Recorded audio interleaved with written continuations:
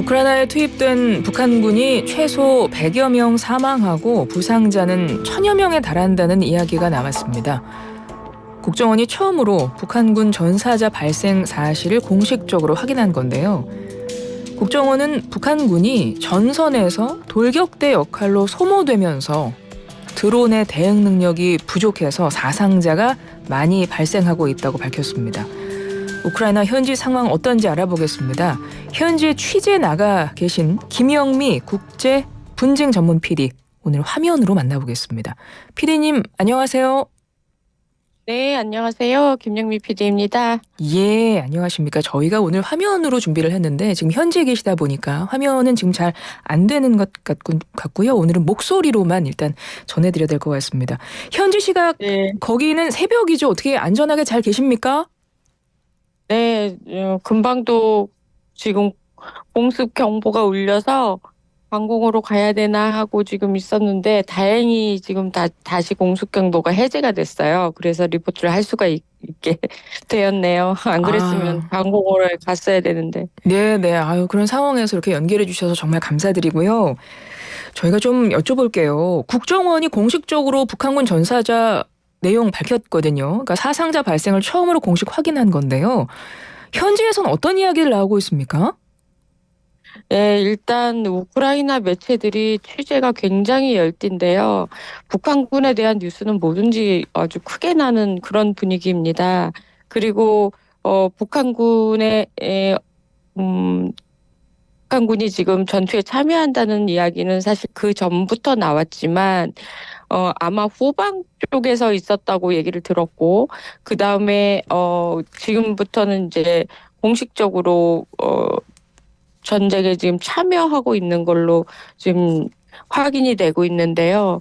아마 사상자들이 이제 조금씩 계속 나면서 포로도 생길 수도 있다. 그래서 북한군이 포로를 잡혔을 때 어떻게 할 것이냐 이런 예상부터 또 북한군에게 투항하라는 그런 전단지까지 여러 가지 뉴스가 지금 나오고 있습니다. 그리고 현지 주민들은 북한군 뉴스에 대해서 오히려 한국인이라고 하면 저에게 직접 물어보는 경우가 많고요. 어, 그래서 이곳에서 굉장히 관심이 많구나라고 느꼈습니다.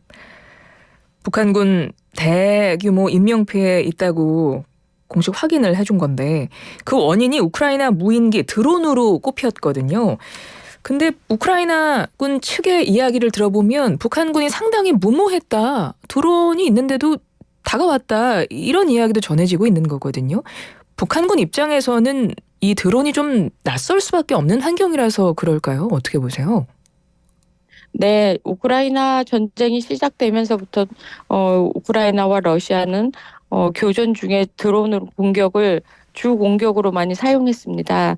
하지만 북한군 입장에서는 드론을 이렇게 많이 구경해보지 못했을 것 같고 한국만 하더라도 이제 아이들 장난감부터 또 촬영용 여러 가지 드론을 볼 수 있는 기회가 많은 반면 북한은 개인이 그런 드론을 가지고 있는 사례가 별로 없을 수 있어서 이 북한군 입장에서는 전장에서 이 날아다니는 이 드론이 잘 이해가 안 갈 수도 있습니다.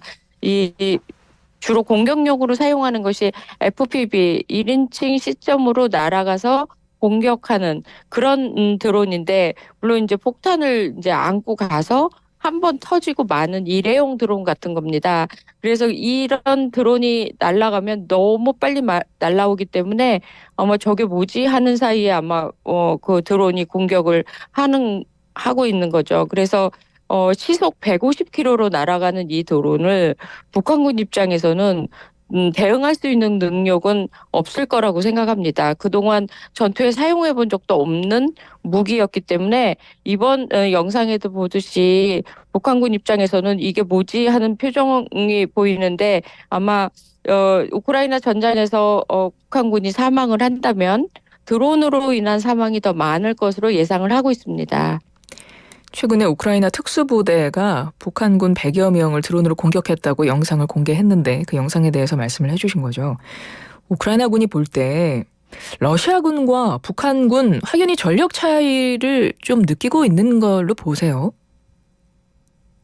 어, 그 북한군의 가장 지금 닥친 문제가 뭐냐면, 어, 우크라이나 사람과 러시아 사람을 구분하기가 어려울 거라고 생각을 하거든요. 네. 그러나 우크라이나 사람이나 러시아 사람 입장에서는 북한군은 금방 구별이 가잖아요.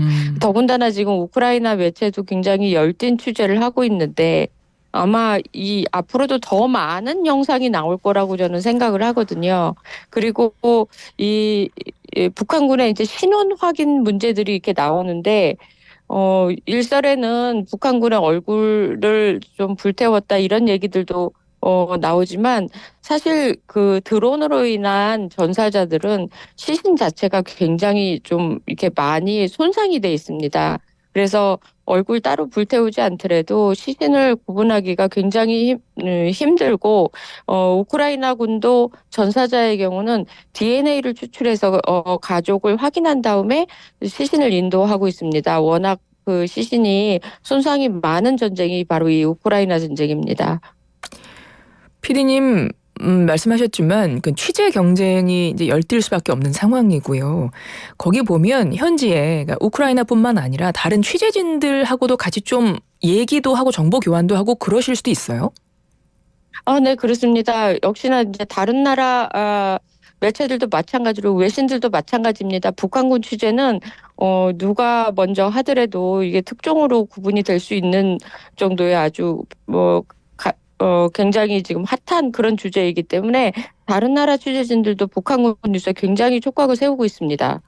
그래서 보면 뭐 우크라이나가 러시아에서 전사한 북한군들 얼굴을 불태워버린다 이런 주장도 나와 있고 사실 뭐 영상이 이게 진위 여부에 대한 것도 이게 맞느냐 이런 이야기도 있는데 보통 취재하시는 분들과 이야기를 나눠보면 어느 정도 이야기는 좀 모아집니까? 그게 좀 진위 여부를 어떻게 판단하세요? 그렇습니다. 네, 일단 우리가 이 취재진 입장에서는 확인을 굉장히 여러 차례에 걸쳐서 하고 있는데 그동안 나왔던 여러 가지 영상들이 있었지만 그 영상들이 현지에서는 후방에 있는 북한군으로 좀 추정을 하고 있고요. 그리고 이제 전방에 본격적으로 전투에 참여하는 북한군으로 보이는 거는 요 며칠 새 나오는 영상이 그럴 것이다라고 우리는 추정을 하고 있습니다. 그렇지만 진위 여부를 좀 더 그다음에 어느 지역에서 구체적으로 이 북한군이 활동을 하고 있는지 그런 것들을 지금 확인하려고 열띤 취재들을 하고 있습니다. 우크라이나 한 매체가 쿠르스크 병원에 이송된 북한군으로 추정된다 하면서 남성들 영상도 공개했습니다. 약간 절뚝이는 장면, 뭐 팔에 붕대 감고 있는 것 이런 것들도 실제 북한군이 치료받고 있는 영상이라고 할 수 있을까요? 네, 쿠르스크 병원 자체가 뭐 아주 큰 병원은 아니지만 쿠르스크 지역 그 인근에서 다친 북한군뿐만이 아니라 러시아군까지도 그쪽에서 치료를 하고 있다고 합니다.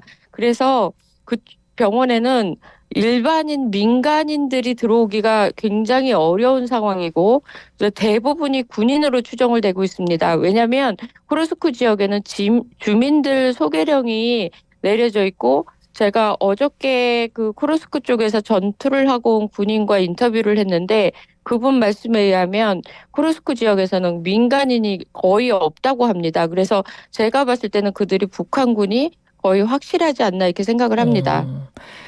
네. 우크라이나가요. 지금 러시아에 파병된 북한군 대상으로 투항을 유도한다고 해요. 그래서 살고 싶어 프로젝트를 운영한다고 하거든요. 그러면 북한군도 이 프로젝트를 통해 항복하는 북한군도 있나요? 혹은 있을까요? 아직까지는 없는 걸로 알려져 있습니다. 왜냐하면 그 쿠르스크 지역하고 쿠르스크는 우크라이나 지역이 아니라 러시아입니다. 그래서 우크라이나 쪽으로 투항을 하려면 굉장히 많은 거리를 와야 되기 때문에 쉽지 않을 거라고 생각을 하고요. 그 우크라이나 군이 뿌린 전단지는 한글로 되어 있습니다. 그래서 어떻게 당신의 생명을 구할 수 있는가라는 큰 문구가 있고 1번 무기를 버리십시오. 2번 흰천이나 이 전단지를 손에 들으세요. 그다음에 3번 손 들고 군인들에게 다가가세요. 우크라이나 군인에게.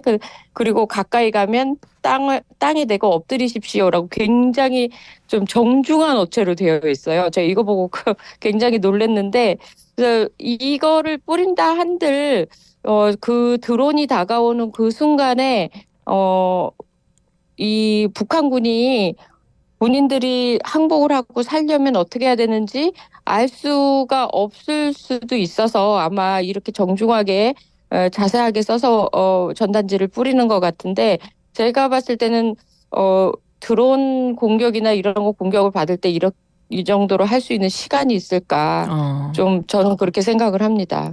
이 살고 싶어 프로젝트가 2022년에 그러니까 러시아가 우크라이나 침공한 이후에 사실 전쟁에 원하지 않는 러시아 군인들이 있었다는 보도도 많았고, 그러다 보니 러시아군 군인들 투항을 돕기 위해서 우크라이나가 시작한 건데, 실제 러시아 군인은 이 프로젝트 통해서 항복하기도 했다면서요. 네, 한 350여 명의 러시아 군인이 이걸 통해서, 이 프로그램을 통해서 우크라이나 측에 항복을 했습니다.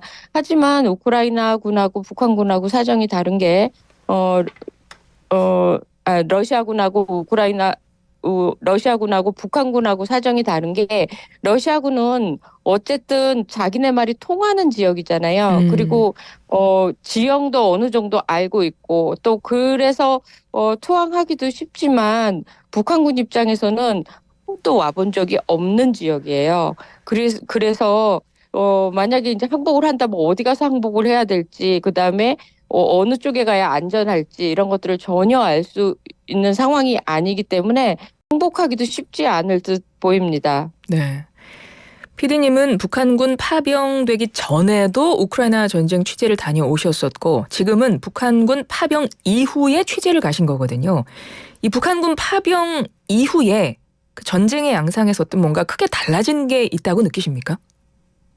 네, 우크라이나 사람들도 그전에는 러시아만 상대를 하면 되지만, 상대해야 되는 나라가 하나가 더 늘었다는 거에서 굉장히 긴장을 하고 있는 것 같고요.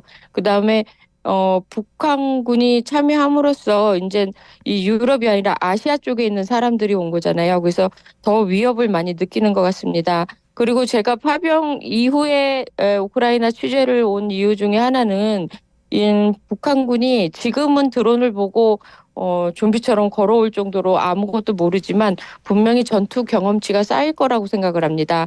드론으로 하는 전투 양상은 굉장히 다르기 때문에, 이 경험치가 쌓인다면 뭐 얼마나 사상이 나든지 북한군 입장에서는 그 경험치를 남북 관계에 혹시 이용하지는 않을까라는 우려 때문에 제가 파병 이후도 취재를 하러 온 것입니다.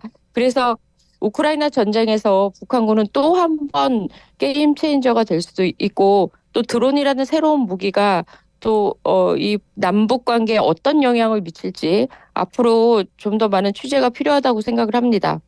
취재하시면서 좀 많은 사람을 좀 만나기 위해서 노력을 하실 것 같은데, 혹시 북한군을 만났거나 뭐 지금 계신 근처에서 본 적이 있거나 그러신 경우도 있으세요? 아니요, 전혀 없고요. 여기 우크라이나 사람들 실제 그 북한군을 만난 사람은 없고요. 음, 혹시 전쟁 포로가 생기면 그때는 아마 우크라이나 정부 쪽에서 전격적으로 아마 공개를 할 거라고 생각합니다. 왜냐하면 북한군이 이곳에 참전하는 것을 가지고 프로파간다를 이용해서 한국 쪽의 지원을 좀 더 요청하는 데만 사용하지 않을까, 저는 그렇게 생각을 합니다. 네. 러시아가 그런데 아직도 북한군을 러시아 주둔 사실을 인정하지 않고 있거든요. 근데 지금 뭐 증거 영상들, 사진, 증언들이 나오고 있고, 이렇게 많은 분들이 취재를 하시기 때문에 사실은 목숨 걸고 취재를 하시는 분들이거든요. 근데 러시아는 여전히 인정하지 않으면서 사실 최전선 지상 전투에 계속 투입하고 있지 않습니까? 그 이유 뭐라고 보세요? 네, 지금 러시아가 북한군의 러시아 주둔 사실 인정하지 않은 게 아니라 네. 대답을 회피하고 어, 있습니다. 그래서 어, 국방부 쪽에서도 전혀 묵묵부답으로 나오고, 또 전 세계에서 수많은 취재진들이 이메일을 보냈지 않겠습니까? 근데도 답장을 받은 사람이 아무도 없다고 하는데, 러시아 쪽에서는 이걸 일부러 대놓고 선전전으로 할 필요가 없는 게, 어차피 그 북한과 러시아가 6월 달에 군사 협정을 맺지 않았습니까? 네. 그래서 그 군사 협정이라는 게 반드시 한반도 땅에서만 그게 적용된다고 생각을 하지 않고 러시아의 군사 행동에 북한이 같이 참여한다는 협정이라고 저는 생각을 합니다. 그렇기 때문에 거기가 러시아가 됐던 우크라이나가 됐던 러시아는 그 협약에 의해서 그 북한과 같이 군사적 협력을 이루는 정도. 그래서 그 정도로 굳이 발표를 하고 이렇게 할 필요는 없겠다라는 생각을 할 거고, 또한 북한군의 사상자가 났거나 북한군이 포로로 잡혔을 때